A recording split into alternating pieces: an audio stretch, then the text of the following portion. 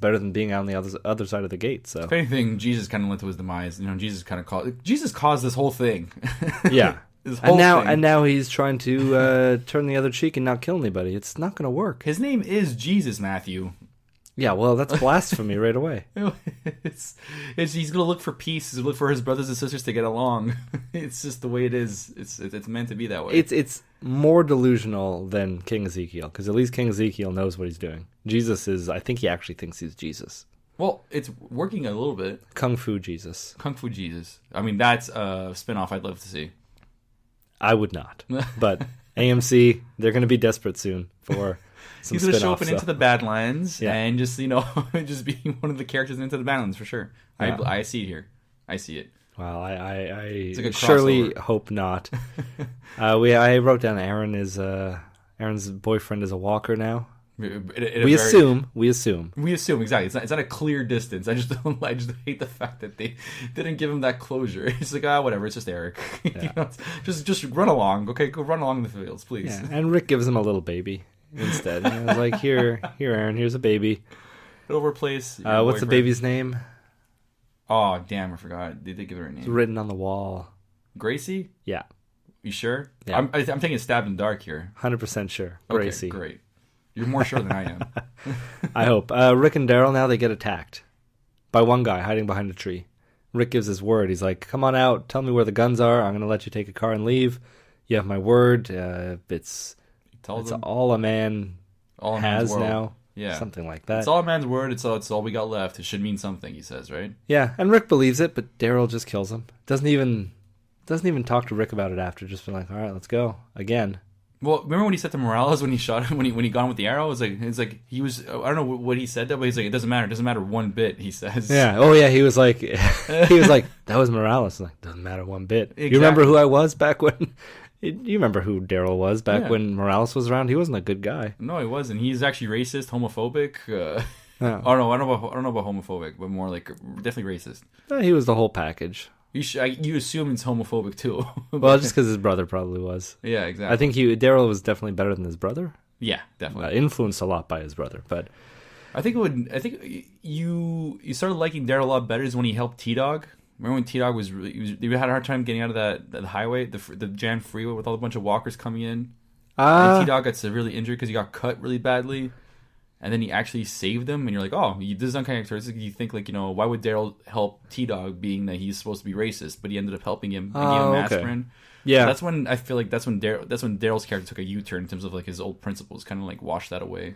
Yeah, I think the thing that really like sold it, like for me, was when he went out looking for.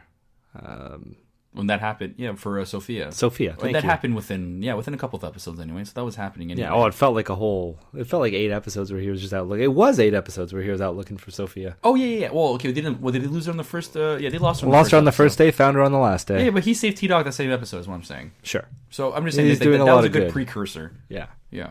Anyways, don't matter one bit, is what he says. So I guess with this looked like a kid that they shot too. This guy named Todd, right? Maybe he died too fast for me to care about his name. Actually, I don't think they said his name. I think the captions when I was I watch my episodes with the captions on, and they said Todd.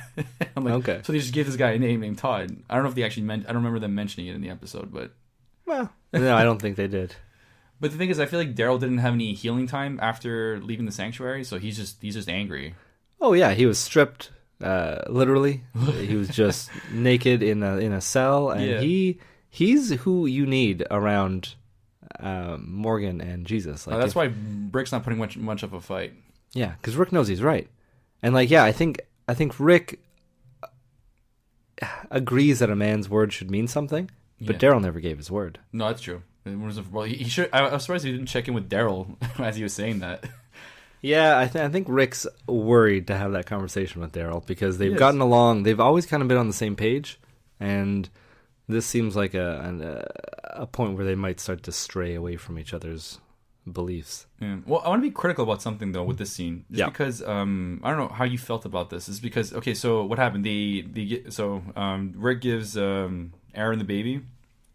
Yeah, and then they're about to leave, and I'm like, what are they doing? Are they continuing with the plan? Or are they going home? Like it sounds like they were going home, and then they get fired at. And I'm saying to myself, like, what's happening in this episode right now? That's what I hate about being in the dark so much, is because you don't know what the plan is. What's the deal with them just actually...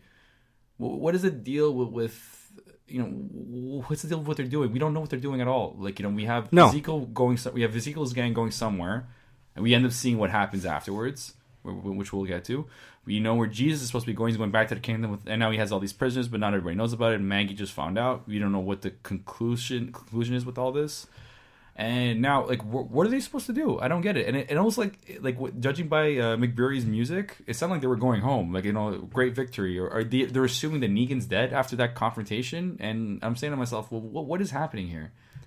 Yeah, I mean, they got to know Negan's not dead, but they think the battle's kind of over. They think they've laid siege to them, and now they can't get out of the compound or wherever they are, the sanctuary, because they're surrounded by walkers, and it's like, oh, they're not going to be able to get food, they're not going to be able to get their guns, like, we've already won. That's so weird, just because I felt like if that was like, the battle's over at that point, I'm saying, and they're still looking for another, I don't even know what the hunch is to get this other gun. It's just to get a gun. Well, they want these guns so that they can't get the guns, right? They don't want the saviors to get the guns, right? Because then they'll be able to mow down all those walkers. That's true, and it's never hurts to have more guns. I get that. That's fine. I'm just wondering, that's the objective. That's the gun they're looking for. But I'm just like, it just felt like they were going home. They were packing up, and I'm just like, it's such a the way this episode ended was just a bit unusual, and then ends on that cliffhanger as we go on. So I thought they were going home at the end of episode 1, and then episode 2 they were doing a whole other mission that I wasn't aware of. Yeah, they're still shooting. This is when they're finishing it off, but who knows? There's probably, I mean, Ezekiel's on his own mission at the moment. He's already won, I think, 2 battles.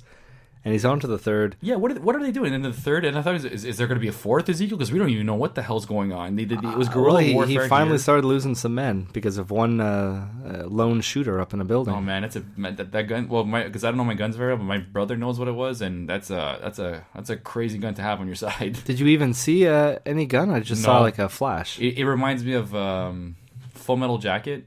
Okay. You remember they had that lone sniper? It ends up being a woman at the end. I never spoilers saw it. For those for Full Metal Jacket. No, so for me, because I never saw it. So, woman at the end. Whoops. I assumed you did. I don't know. You went to film school. Whoever watches Stanley Kubrick. Yeah, I know. I'm kidding. Sometimes you save them for your deathbed, and that was one of them. Thank you, David. I'm sorry. But it's just, well, anyways, you have this shooter in the distance. You don't even see where it's coming from, but people are being shot at. You know what I mean? Even characters you like as you invest on watching the film. And that's the thing. So it's like you've seen that happening, and this is exactly what's happening here, only way more intense because it's a much more powerful gun. You don't even know where it's coming from. It's actually a pretty big distance from where they were, too. Yeah. Yeah, and I don't know who got shot, but a lot of people jumped on King Ezekiel to protect the king, and that's where it ends. Yeah. We also, I didn't talk about them bringing all of the saviors, the ones who had given up, waved the white flag. Right. They all got brought over to the hilltop, and I guess they're allowed in now, even though it's Maggie doesn't want it, Gregory doesn't want it, nobody wants it. Oh, Gregory. I feel like that was funny. I feel like Maggie would have been more against it if Gregory wasn't so against it. Oh yeah, and then she kind of had to balance it out a little bit. I wonder if she told him, like, by the way, Gregory, now that you're back, you're not staying in your manor anymore. No, yeah, I would love her to say that, but they were saying they were putting trailers outside the kingdom. It's all just bad. It's all just a bad idea. And Jesus was like, well, this is your choice, but we can't let them free, and we can't kill them. So so Jesus, it's not really her choice, is it? Like, you knew all along that, yeah, you're gonna say that she gets to make the decision. She gets to make the choice that you think is going to be the right choice. But you're not really giving her a choice. That's been Jesus' position, like, the whole time in the kingdom. He's sneaky. Anyway. He's sneaky. And why can't Maggie just kill them all? I wish Maggie would just be like, well, why can't we?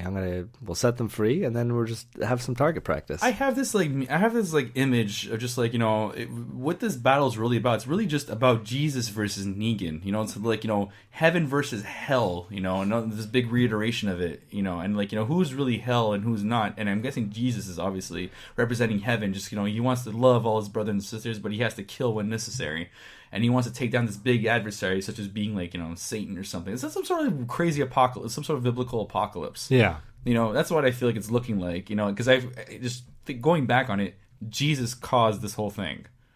He did. Well, he brought everyone together. I think things would have played out. Still would have stayed where it was, maybe, for all we know. We don't know for sure. Maybe they would have run into it eventually. But yeah, the world seems very small.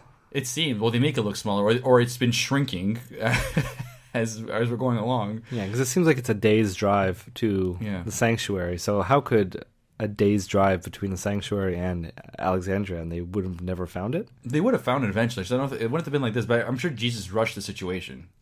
Yes. Yes. Have we ever seen Jesus kill anybody? Yeah, of course. Okay. The first time he went to the compound, he killed a couple. Yep, you're right. Sorry. That's for sure. I just I feel like momentary lapse in my memory. I feel like he doesn't kill walkers. He saves his ammunition. He'll just run up a wall and just jump kick a walker in the head before shooting it. Yeah. But it's just I mean, so I don't know. It's just this. It's a funny theory. Obviously we're not going to build on the fact that it's Jesus versus Negan. I mean, the showdown better not be between Jesus and Negan, because I could probably not care much less about Jesus. If Jesus died, I'm fine with it. I mean, but don't forget, they premeditate something though with Rick. What's the quote he says? In the season premiere, my wrath prevailed. No, sorry, my mercy prevailed over my wrath. Yeah. So we know where it's going.